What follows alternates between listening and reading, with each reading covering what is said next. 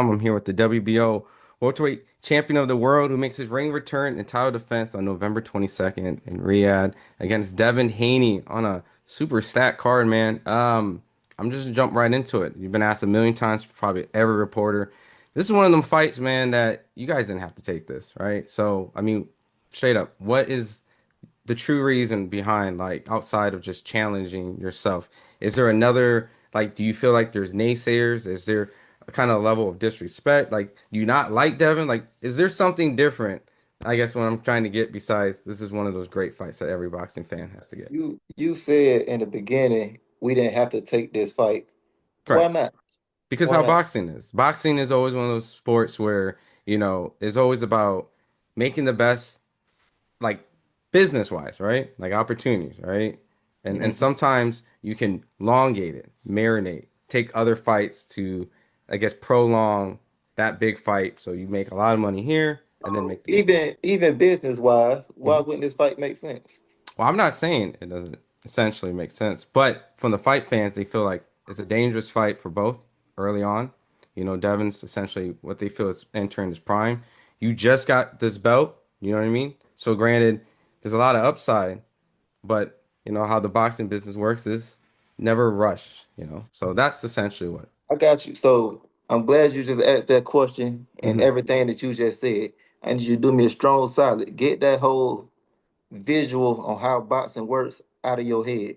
This fight right here is the perfect fight. On my end, everything you just said, I'm coming up. Hmm. I haven't fought anybody like this. He's supposed to be my kryptonite. Um, Everything, the experience, the lights, the camera, the oh my God, it's oh so much. And on the other end, I'm his kryptonite. You got this young up and coming guy. He's a power puncher. We don't know if you can real deal take power punches. Oh my God, is are you sure you want to do this? He's so hungry. And once again, is and he's athletic. He's got all these great things about him. What can happen in this situation? That's why we fighting each other. It's a toss-up. It's a 50-50 fight. We don't know what will happen. So, yes, this fight was the best fight to happen. And I'm very glad that it happened at this exact point. I didn't want it to marinate. I did want it to get pushed further down the line. For what? This is what we need right here. Absolutely. And you know what? It's speaking from like a fight fan first. Ultimately, I think that's what raises a lot of people's questions. They're so excited. Everyone's talking about this fight. Like, without a Mhm. doubt, that's the main reason why I've kind of asked because it's the fight that no one saw coming, no one saw. But once it was announced, everybody's happy. So, Mhm. going into this training camp for Devin, right?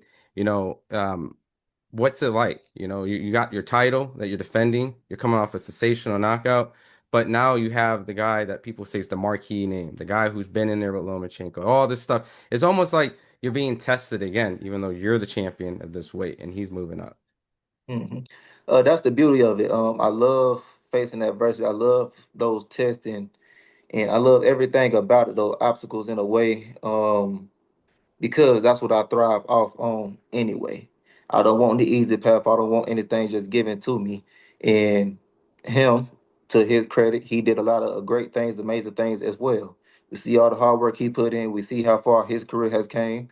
Okay, cool. Now it's my turn to show you everything that I put into the game as well.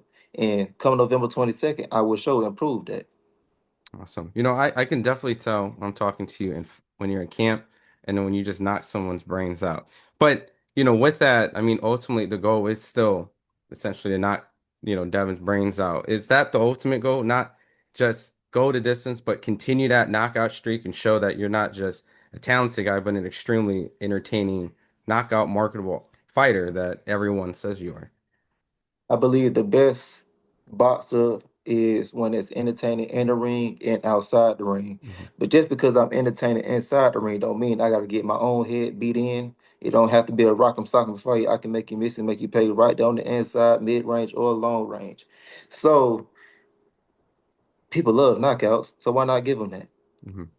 Do you think that you'll be able to? I guess, be able to. I know this is a rhetorical, silly question. I just have to ask. People feel like Devin's footwork is going to be very problematic. Tim Bradley told me a while ago that the way that you train for Devin is that you have to get a whole bunch of chickens and essentially catch them because his footwork is that good that you have to be able to catch. So is that something where in your mind that you are potentially able to prepare to have to cut off the ring and go after Devin, who's going to cut all different angles? I couldn't find any chickens, but it was a couple wild pit bulls outside. They are very agile, believe it or not. I was trying my best. I got bit a few times, so it's a part of the game. It's part of what I signed up for. But his footwork won't be a problem at all when I step into the ring. I will actually have the better feet. I will actually have the better jab. I will actually have the better whatever you trying to say he's good at. Do you think that he's gonna have some bite like the pit bulls because he's moving up in weight? Because people have criticized him for not being this knockout artist, but you see there's pictures, he looks comfortable at the weight. Is there some sort of expectation that he's going to be able to throw some heat in the fight? I don't care about any of that. I feel like regardless of, let's say he was the meanest and hardest puncher ever. Congratulations to you, salute to you. But guess what? I hit hard as well. What if I can make you miss and make you pay? What if your rockets don't land? No matter what, I don't care what kind of gun you got. It could be the meanest and baddest gun ever. If you don't hit the target, did it do anything at all? No. Mhm. So you can have the biggest sniper ever, a Desert Eagle. I got my little 22 or whatever, and I just finna keep on spotting you, pop, pop, pop, pop, pop. You're dead by the end of the day. That's all that matters. Well, I love it. Devin just did I think a New York press tour, like literally right before talking to you, and he kind of mentioned that because of the non-network right now, what the top rank hasn't been announced, that this essentially them throwing you to the wolves, like you Mm. essentially don't have a home, so this is kind of where you're at, and he's obviously the wolves. So, do you feel like in that sense? You're kind of also not defending your honor, but like the top rank honor, like essentially because a lot of people have kind of looked at these kind of fights being what he kind of mentioned, like you have to take a fight like this. You don't really have the option. I didn't have to literally do anything at all. This is something that I personally asked for. This is something I personally wanted. And was you said something about me, not just my respect, but top rank respect. Yes, this I'm putting me and top rank. This is both of us going into this thing. We going to war together, and we about to show all y'all. Never, never try to come and step to our territory like we some little peons or anything like that. No, we like that, and we finna come and take over this whole business. No, I have to ask. I mean, you've sparred Naazim Lopez. That's a big guy, a very technical Yeah. boxer. But is that someone that you've, not given away what you're doing in camp, but someone that you can value and use for this fight because of the fact that he does have a lot of angles and what's it like working with a guy that everyone says is, potentially maybe a guy that David Benavidez is going to have to see if he, you You know, said Najee Lopez. yeah. Let me tell you something. That's a big boy. I'm not sparring him for real. I'm not sparring him for real. So now, have we got in the ring and moved around a little bit? Most definitely. He is real sharp as well, real long and real technical. And I say he just like me pretty much, but a more even bigger version. Um, very explosive, very fast. Once again, his IQ is on point. So no, he's a very great fighter, and of course, not just being in the ring with him, being around him, just him as a person has helped me out a lot. Do you think he would be? Grew up together. Yeah, I think he mentioned something like he was like 6 or 7, like when like you guys are deeper Yeah, than boxing. we was young. Yeah, we was young. Not my dog. Real Is dick. is Najee Lopez like what they said David Benavidez was to Canelo? Is Najee gonna be to what David, like that's the fight that everybody's gonna eventually want to see is Najee Lopez and David But Benavidez. and Najee and David, Yeah. sure, let's make it happen. Now I know for a fact, Najee he'll take that fight with a split second, like Mm. real deal. Like he wants something like that. He want his shot. So I'm pretty sure that fight will happen later on down the line. Dude, that David Benavidez said he at 175 now, right? Yeah. So why won't that fight happen actually kind of soon? Cause Najee keep doing his thing. So I know for a fact it's gonna be lined up real soon. Is that a stylistic nightmare for David? Because the fact that Najee style is a nightmare for everybody. hmm. Going into your division, I mean, I don't know how it relates to you specifically, but it's probably gonna be in your weight. So I have to ask, they're talking about Pacquiao and Floyd. I don't know if that's gonna be for some sort of contingency belt or something, but just what do you think about that's gonna be something in your division? I know we've talked before about you potentially in Pacquiao if you won the Barrios fight, but the idea that Floyd and Pacquiao is just rumored to be something. I mean, what's your thoughts on that? You will take me out the whole picture. I'm gonna sit back and watch this as a fan. This is two great legends going at it once again, and you best believe I'm gonna be tuned in. And if I can possibly get some tickets front row, or I don't even care, give me some nosebleed seats. I'm gonna be there. Yeah. So, no, I love this fight if it does happen. Do you also like the in a couple weeks the Tank and Jake Paul? I know you sparred with Tank, so is that I know business makes sense, right? How we talked about, but is that something where it's still too much for Jake? Like, is that insane for him to really think he can get in there with a guys like you, like guys like that can really hurt and knock guys out professionally? I mean, you saying that, but at the same time, on his end, he looking at it as I'm gonna say Jay. I don't know how big he is, but I'm gonna say he walk around 210. I'm gonna say 210. And Javante Davis, he's more disciplined now, so I'm gonna say he walk around like probably 140. Hmm. So you already know people. Jake probably thinking I'm a whole lot bigger than him. If I just touch him just a little bit, I could probably hurt him, get his respect, make him bag up or whatever. So, I could definitely see why Jake Paul would be cool with a fight like this. All right, last question before I let you go. Top Rank, they put the King album, right? That was dope, Oh, okay. The KO King. I mean, talk me through that. Why have all the T.I. albums, right? Like that's the cover because he had a lot of classic ones, right? So Yeah. help me out. Why that one? I mean, you got the Trap King, you got the KO King. I mean, it goes hand in hand. They were both from the city. You hear the twang in the voice, you feel me? It's just like that. I'm handling my business right now in today's age. Back then, Tip was in the back handling his age. So I mean, handling his business back then. So no, it's just part of the territory, part of the nature. It's just hey, they surprised me with it. I just woke up and seen it myself. Mhm. Well, before I let you go, for the fight fans that's watching this, they'll be tuning in on November 22nd, which, in my opinion, it's one of those fights that, like we started in the beginning, why did you take this fight? It's a lot of people don't feel like it makes sense, but when you guys get in the ring, everybody will know Real it quick, makes sense. I'm glad you said that. Let's get back on that. Hmm. Makes sense. So what fight does make sense when one guy can easily beat the other guy? When we know for a fact I'm gonna beat that guy or the guy's gonna beat me. Like what fight does make sense? Like to their standards.